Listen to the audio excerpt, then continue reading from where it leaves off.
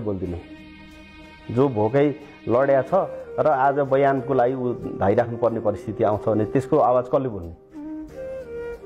आइजीले बोल्नु पर्यो नि। हैन मैले भने कानुन बमोजिमको अधिकार प्रयोग गर्दाखेरि, कानुन बमोजिमको ड्युटी पर्फर्म गर्दाखेरि प्रहरी छानबिनको दायरामा किन आउँछ? सबैभन्दा मुख्य छानबिन गर्नुपर्ने विषय नै पुलिस जस्तो भइरहेछ अहिले। साथी अपराधिक के रे दायित्व सिर्जना गरेर चाहिँ अनुसन्धान हुन थाल्छ भने प्रहरीको मानसिकता के हुन्छ?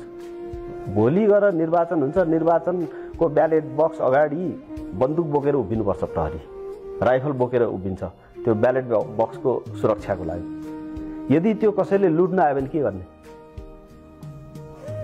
तोडफोड गर्न आयो भने के गर्ने?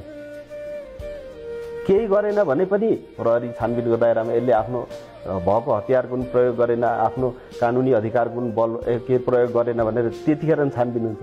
यदि गर्यो र केही घटना भयो भनेदेखि किनभने प्रहरीले यो यस्तो अनावश्यक गर्यो, अनावश्यक गर्यो, मान्छे मार्यो भनेर फेरि छानबिनको दायरामा पर्ने। प्रहरीले गर्ने के?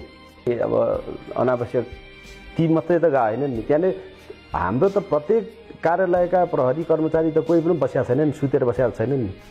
कसैले कार्यालय सुरक्षा गरे होला, अर्को कार्यालय सुरक्षा, अर्थात् कसैले कुनै पार्टी कार्यालयमा गए होला, कोही यो भवन जले, प्रहरीलाई घिसारी घिसारी घोची घोची मारिया छ, काटी काटी मारिया छ, देखिया छ। तपाईँले देख्नु भएको छ जिउँदो घिसारी घिसारी लाठी लाठीले हानेर मारिया छ। त्यो यस्तो अवस्थामा म केही भएको छैन, मलाई एकदम खासै केही होइन भनेर भन्यो भने मैले यो हाम्रो प्रहरी फोर्सको प्रति अन्याय गरेको ठहर्छ। दुःखद छ। खस्क्यो यसलाई मासु भात खुवाउँ, एउटा खसी काटिदिउँ अथवा एकजोर लुगा ल्याइदिउँ भन्ने हिसाबले प्रहरीको मनोबल उठ्नेवाला छैन।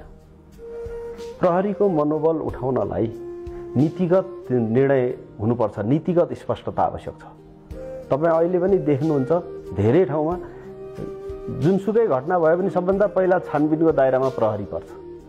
प्रहरीले व्यक्तिगत रूपमा गरेको कामको दायरामा पर्नु स्वाभाविक छ। तर राज्यले बनाएको कानुन बमोजिम आफूले के पर्फर्म गरेको ड्युटी हैन, आफ्नो जिम्मेवारी निर्वाह गरेको जिम्मेवारीको सन्दर्भमा प्रहरीमा अब अलिकति त्यो मानसिकताको कुरा छ नि, मनोबलको कुरा